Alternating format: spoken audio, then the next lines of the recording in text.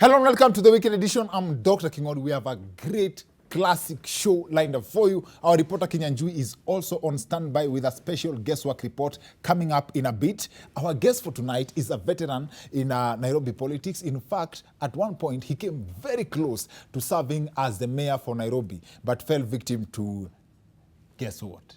Labda atatuambia. Wale wajui mayor ni nini? Mayor ni governor low budget. What's changed by then ni kama titles peke yake, because governors walikuwa wanaitwa his or her excellency, mayor walikuwa wanaitwa his worship. Wala wajui his worship ni nini? His worship ni wakuabudiwa. That's besides the point though. It's only Sonko who has been both his excellency and his worship.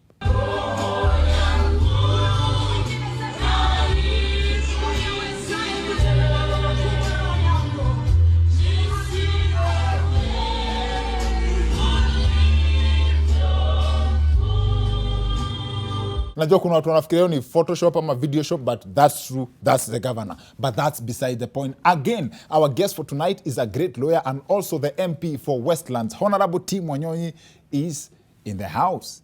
He'll be talking to us in a bit.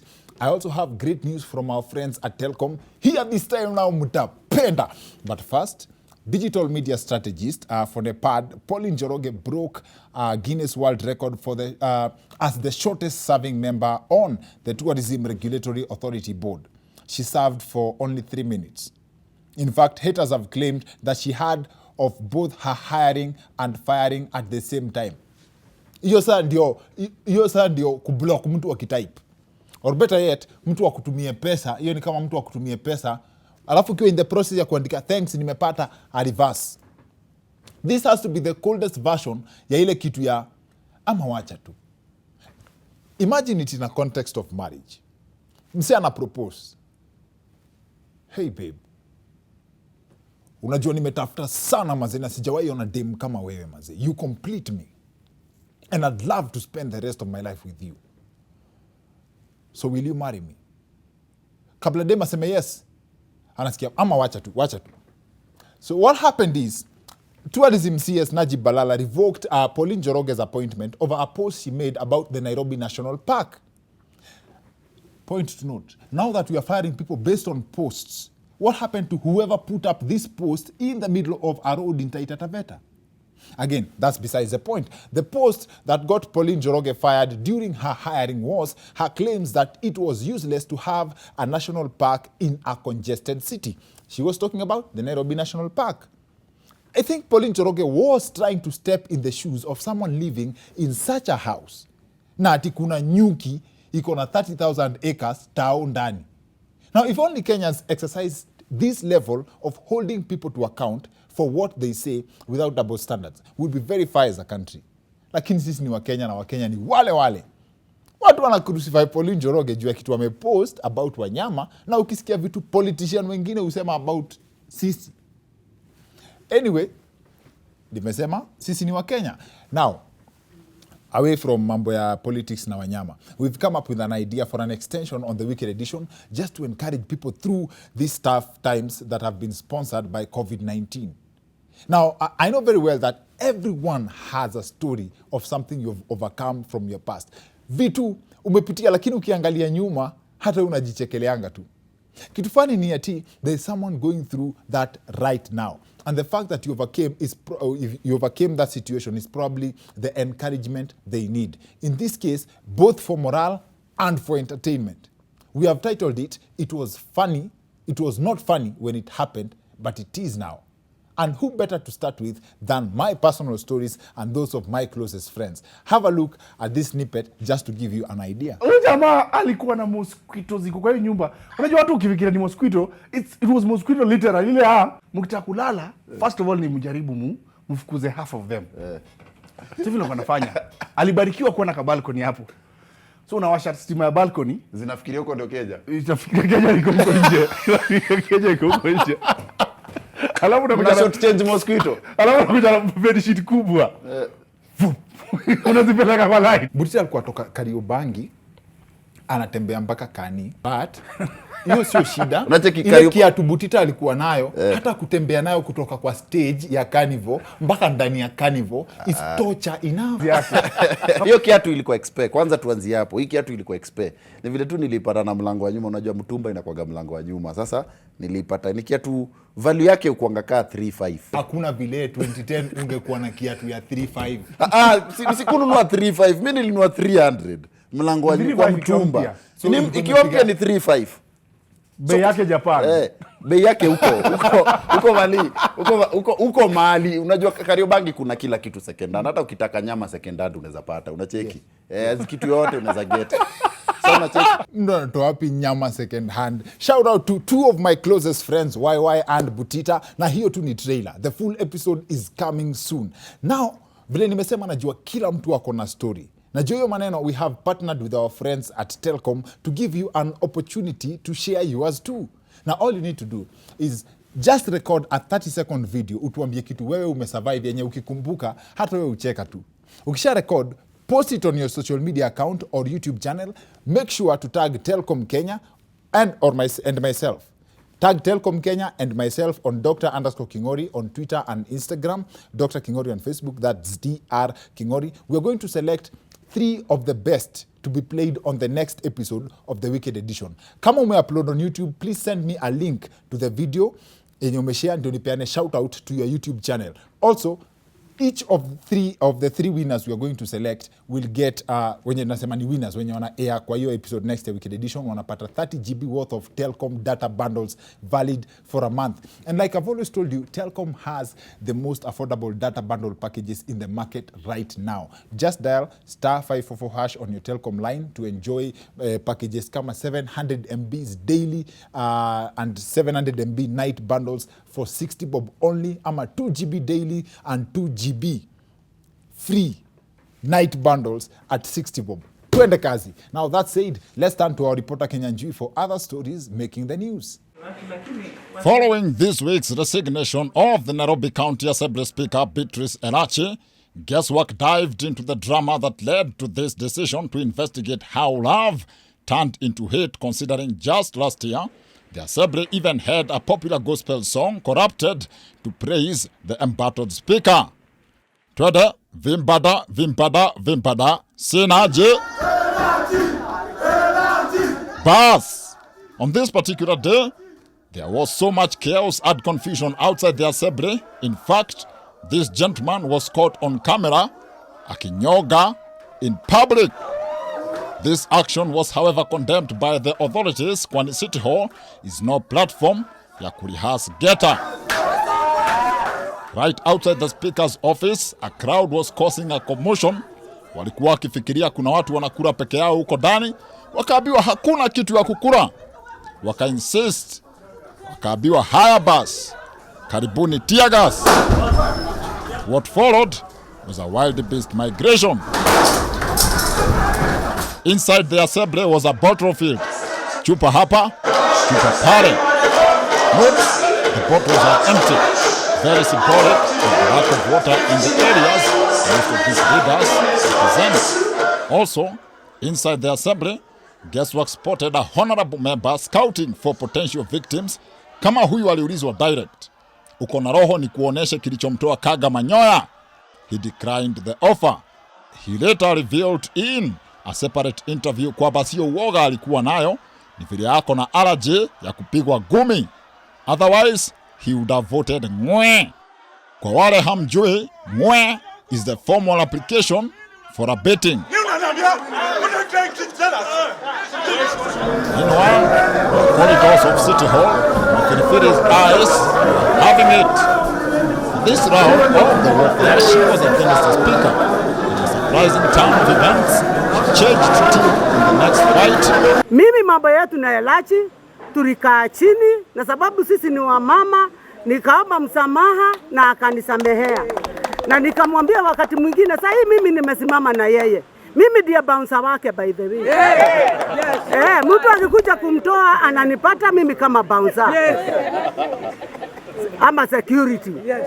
Kwa hivyo mimi nimesema kutoka leo Elachi must stay. Elachi atakaa kama mbaya mbaya, na kama itakuwa mbaya ndio watajua mapilipili ni kusema nini. Fast forward to last week but one, she returned back to factory settings.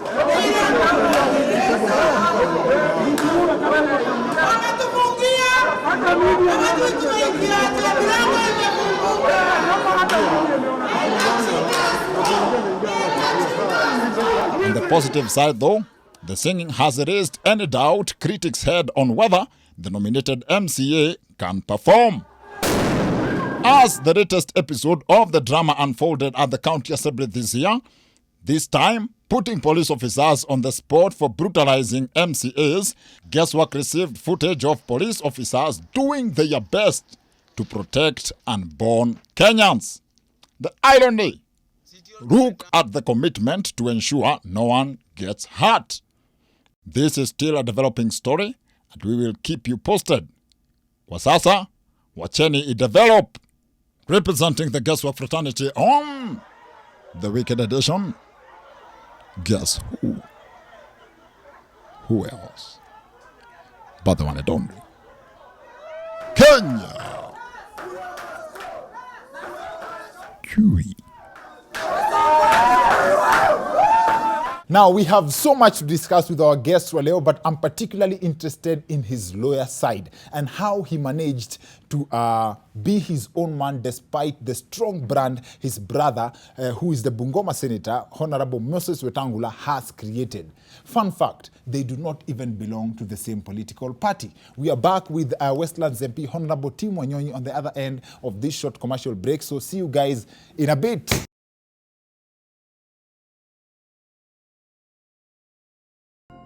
Welcome back to the Weekend Edition. I'm Dr. Kingori. Kama kawaida, show nzito sana. Our guest for tonight is the MP for Westlands, Honorable Tim Wanyonyi. Karibu sana mheshimiwa. Thank you. Nitakugotea hivi kwa sababu tusalimia mtu for COVID.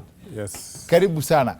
Honorable Tim Wanyonyi is a lawyer and I think akiwacha tu kierere yangu initume kwa something we are discussing and I believe it's something of great interest to people. As a lawyer, vile tu umeniambia, if someone, you are a Christian, tuanze na, I'll just rephrase it nasema, you are a good Christian. Unaendanga kanisa. Na unaamini Mungu 100%. Na unajua dhambi zote watu wafai kufanya. Someone comes to you, anakuambia he has killed someone. Uende umtetee. Na akona pesa mzuri sana. Yes. Na uende umtetee kabisa na aachiliwe. Yes. Don't you feel guilty? No. Why? Because the law is presumed innocent until proven guilty. But he told you the truth. He told me the truth, but he's not accusing himself. It is the Republic versus him. So it's the Republic to present the evidence to court to convict him. But if they don't have the evidence, we will disapprove them. And the test is proof beyond reasonable doubt. So for me, it's just to create a doubt for him to walk. So as a Christian, you are creating doubt as a good Christian. Yes. Yes. So unajua hiyo ni kesi na wewe na Mungu because umemtetea. It's like a wife cannot testify against her husband. Even if she saw him committing a crime, she cannot come and testify, or vice versa. No, your wife cannot testify against you. No. So if your wife said anything about you, she's lying. Not she's lying. Yes. She may know the truth, but you know, these are people who stay together. These are people who share so much together. So if you come, there's something called privileged evidence. So that privileged evidence, you cannot compel her to come and testify against her husband. Aki sheria iko na loopholes mingi sana. So if a woman saw you committing a crime, you marry her, then? No, not see you commit. You know, there's a difference between when you do something Yes. outside there, Yes. and when you do it when we are together. Oh, you have to commit Then the crime. I'll even become an accomplice if I went to defend you, because they can even bring me up as an accomplice. Oh, so you should be married at the time of the crime. Yes, you must be a couple. Oh, Lord.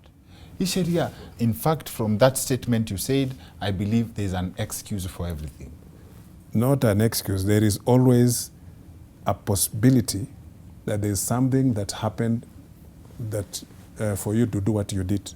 So until they prove that you were actually premeditated to do that, there was an intention for you to do that, a criminal intention. Yes. Then they have no evidence against you to be convicted. As a believer in God, you wouldn't feel like you need to let this client go because he confessed to you. So if you know professionally, yes, these other people have to prove that he did not do it, but then you yourself, you know he did it. Yes. But you still have to defend them, as in professionally, you are not allowed to even... You know, there are so many factors that lead to people to commit maybe an act, Yes. a particular act. Yes. He could have been, you know, if somebody came and challenged you, where you become angry to the level that you lose your control. You are not in your senses anymore. Yeah. And you act at that instant. You know, that can be also a defense.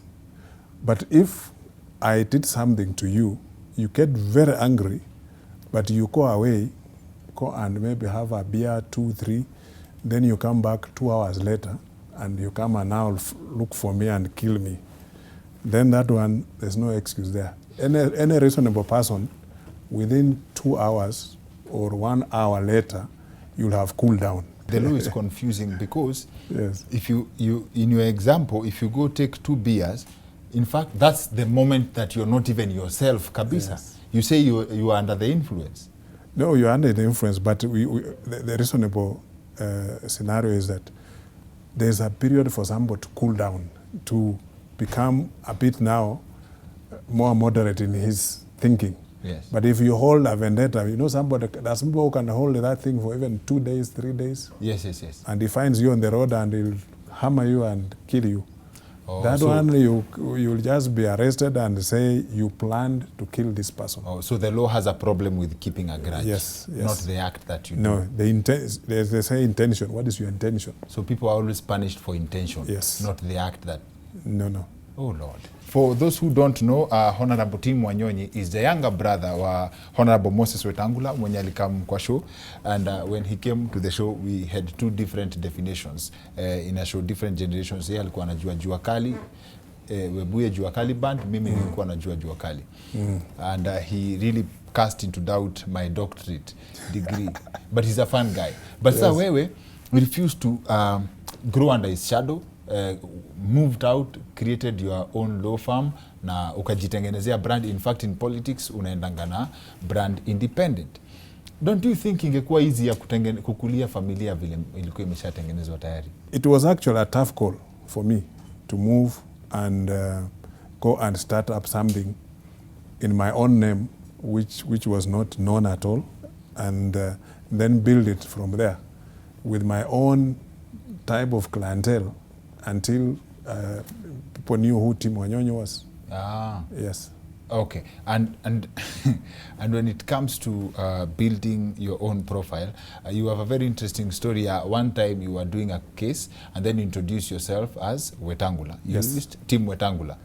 I said, I introduced myself, you know, when you introduce yourself to a judge, you say, I'm so and so. So I said, my name is Tim Wanyonyi Wetangula. Ah. Then the judge looked at me and said, which Wetangula? Are you impersonating somebody? Ah. I said, no, Your Honor, that's my name. He said, okay, your name is Wanyonyi, so you can use Wanyonyi, don't use Wetangula because Wetangula is somebody else. But then I looked and said, okay, but it's a family name. But I saw he was making sense. Because every time you call someone and people say, Dukuya Wetangula. Yes. Then you lose you lose yourself. You lose your identity. You know, yes. People don't even know you. They know you as Dukuya Fulani. Wetangula, yes. Yeah. You've been a counselor too. Hii cutthroat ya Nairobi, hii cartels za hii taoni. How difficult is it to change this city based on hizo mambo tunasikianga za ni aje, there are people who own this town. How difficult is it to change this town? It's not very difficult. It is just doing the right thing. Me, I believe when you go somewhere and you find a problem and you become part of that problem, then you are not going to solve that problem.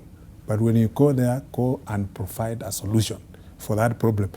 If you find people, for example, let's take a case of Matatu, and you find Matatu operating in this manner, you'll call them and say, we are changing the rules of operation. So you'll operate in this way, not the way you have been operating. Yes. So that now they conform to the new rules, and you'll create order in that manner. Because when you come in and say you're going to remove them, they'll fight you. And that's how we end up saying cartels. So you create an alternative for them. You don't kill them. Okay. Yeah. So you actually address a problem with a solution, not dictatorship. Yes. You look for a solution that will be acceptable. Now, Yeah. I'm talking cartels in kuna hiyo, which makes a lot of sense. Then there's cartels like when the Daily Nation carried a story about hizi mtaa zinafaa kuwa na maji, people should get water. But some estates in Nairobi, maji is a foreign concept. In fact, it's a mineral. Unapata, sijui they found the pipes stuffed with mattresses so that people can sell water. Yeah. So how do you deal with such? It is how the systems have been established, because people who are doing that business are the same people who are sitting in City Hall. You get? Yes. So they make sure that you at that end, wewe wanakata maji huko, then you supply water there, but you'll pay this fellow who is sitting here in City Hall collecting the taxes. But all what we need to do in Nairobi is we must change just the system of Nairobi. The system that is operating is the one that was created in the colonial days. Yes. The infrastructure is still the same. If we created infrastructure, because now technology can provide that, if a pipe is running here and somebody try to interfere with it, it will send a signal, and the security will be there within very few minutes. I really liked your, should I call it attitude ama approach? Because I asked you, you were a victim of a shooting. Yeah. And I asked you about crime. Seme kama this city, as in city, in fact it's the whole country, everywhere. Kuna hiyo mambo ya crime. And you are like, there are ways to reduce, but not to Yes. to finish it off completely. Yeah. Unajua, do you know you have a constitutional right to be very bitter with criminals? Vibaya sana. Yes. You don't exercise that right? I can exercise that right, but sometimes when you realize that the position you are taking is not going to help you very much, then you just change that position and look for a better way to deal with it. For example, if we want to eliminate or minimize crime in Nairobi, why can't we create more opportunities for these young people? Because they are getting into crime because they are lacking something to do, to give them a living, to give them an earning. Yes, we are talking of opportunities. Yes. We have people who have come from the lowest levels of life. Yeah. You also share that story. Yes. And we have people in Itwaje who choose to go with crime because they have no option. Is it that bad? As in, are the options that limited? Because I'm a believer in, I don't judge people, but I'm a believer in, if you work towards something, you will eventually gain. Yeah. I'll give you a case scenario. Let us look at our governments. Look at the government that was there during Moi time, Yes. Kibaki, and now. Yes. Which one do you think that there was level of crime was a bit restrained? That depends on where you live. I can Yes. answer that that way. Because sometimes the leadership will determine what happens in the country. Yes. When the leadership is open and they're creating, all manner of opportunities for people to get means, to get lively income and all that, everybody will go on doing their own things, and they don't care. Yes. As long as you are not breaking the law, you make money and Yes. all that. And this happens everywhere. Every politician in Kenya is a genius, because I'll sit with you here, you have all the solutions to the problems that ail this country. Yeah. Then, but what happens when you come together? It's about interest. But now, this interest is generated by the head of that institution. If the president says, I want to implement this. Because the government is the one that formulates policies. It's the government that comes with an agenda that is going to run the country. So the president presents this and he brings to parliament for us to support. So we shall debate and either make it better or refuse it or reject it at all. Okay. Or just retain the way he came with it. So once we give it back to him, then we give him the money, then we give him everything. And he must now give the Kenyans what they need. Okay. Yes. Another interesting thing that I believe our viewers would be very, very interested to hear you say ni kuchanua watu. Now this is personal.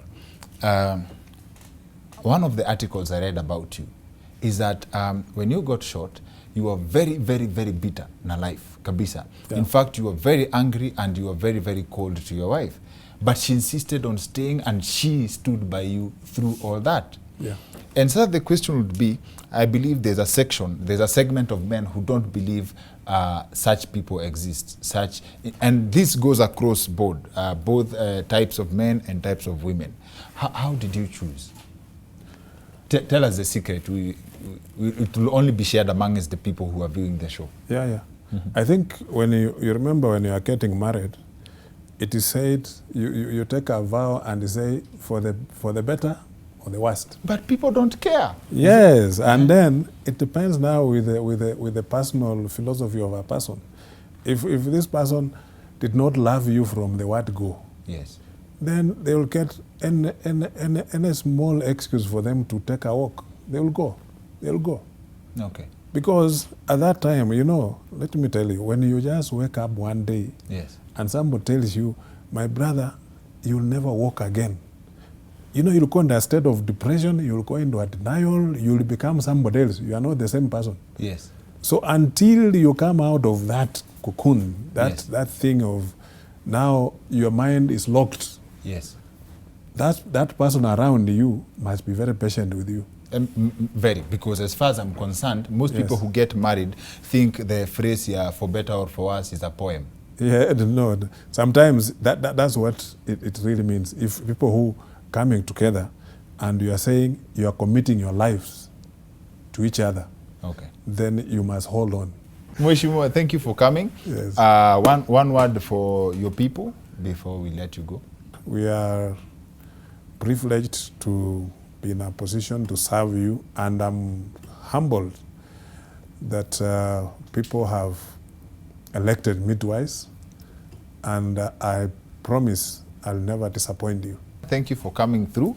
Yes. Karibu tena na tena. Thank you. Sindio? Thank you. Bas. That's it for the weekend edition. See you next week. My name is Dr. Kingori.